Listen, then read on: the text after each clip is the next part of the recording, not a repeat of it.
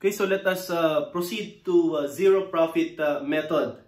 Under the same problem, okay, we have here zero profit method or cost recovery method. So, kanina, under percentage of completion method, okay, treatment na yan under PFRS 15 ay ang tinatawag nating overtime. No, overtime. Ito namang zero profit method or cost recovery method, if under PFRS 15, ang treatment naman na ito is at point in time. Ano po yung overtime and at point in time? Yan po yung step 5 sa 5-step model na revenue recognition. Nire-recognize mo ang revenue, okay, kapag ka natapos na ang completion that is at point in time. So yung pag-compute ng profit and revenue under cost recovery method, at point in time yun. Kasi pag natapos na, dun ka palang magre-recognize. Pero sa percentage of completion method, okay, habang merong nako-complete, okay, kahit hindi pa tapos totally, yung nakumpleto mo at nagawa mong percentage ay pwede mo nang i-recognize as revenue. So you are technically applying overtime recognition of revenue under PFRS 15. Yun lang po, no? Ang pagkakaiba ng dalawa. Yan. Now, sa pag-compute ng RGP and revenue, let's illustrate under this presumption. So for number 14, how much is the RGP in 2019 and 2020? Number 15, how much is the revenue earned in 2020? And number 16, how much is the CIP net in 2020? So ganito po, no? We have here contract price, okay, CP, for 2017, 65 million. Okay? Now, we have total estimated cost to complete. Again, actual cost incurred current year, actual cost incurred prior year, okay? And then you have your actual cost incurred to date, and estimated cost to complete. Pero ang binigay sa problem ay total estimated cost at completion.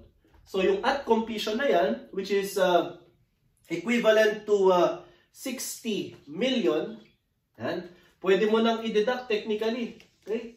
Para ma-compute yung estimated gross profit, which is equivalent to 5 million. Okay. Ngayon, ang treatment or method natin ngayon ay zero profit method. Bakit po siya zero profit or cost recovery? Ang ibig na sabihin yan, hanggat hindi pa tapos, huwag ka munang mag-recognize ng profit. Okay? So, itong 5 million na to, okay, sa format natin, minumultiply natin ito sa kanyang percentage of completion to date, no? Which is 25%. However, yan, may however na tayo, okay? Since naka-cost recovery or zero profit method tayo, hindi mo gagamitin yung 25% na yan in recognizing your RGP. Ang tanong lang, dalawa eh. Okay? Okay? Ang tanong, dalawa lang. Last year of construction na ba? Kung hindi pa, okay? Anticipated loss ba yung result? Kung hindi rin, zero ang sagot. Okay? So kagaya dito, hindi pa siya last year, hindi naman anticipated loss kasi estimated gross profit. Okay? Negative dapat kapag anticipated loss. So, RGP mo, zero. Ganun lang po, kasimple pag zero profit method. Then, RGP, okay, to date ito, no? You have here to date. Prior year is also zero. Okay? Kaya yung RGP current year natin is zero. Okay, zero. So, for 2018, just to complete class itong format, nandito yung 15 million. Okay, prior year 0, 15 million. And of course, 45 million, na-compute natin din kanina ito. Yan, parehas lang. Okay? Pag 2018, 65 million. Itong to date natin, magiging prior year, 15 million dito. Okay? And then you have your 6.7 million as your actual cost incurred current year.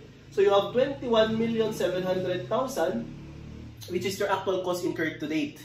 And of course, you have your 62 million. So actually, pwedeng dito ka na lang class eh. Huwag mo nang kumpletuhin, pwede naman. So 62 million, deducted from 65 million, you have 3 million. Okay? At na-compute natin kanina, we have 35%. Okay, 35% percentage of completion. But you don't need to use this 35% percentage of completion. Okay, so you have here 0. Okay, 0. So, last year of construction na ba? Hindi pa. Anticipated loss ba? Hindi rin.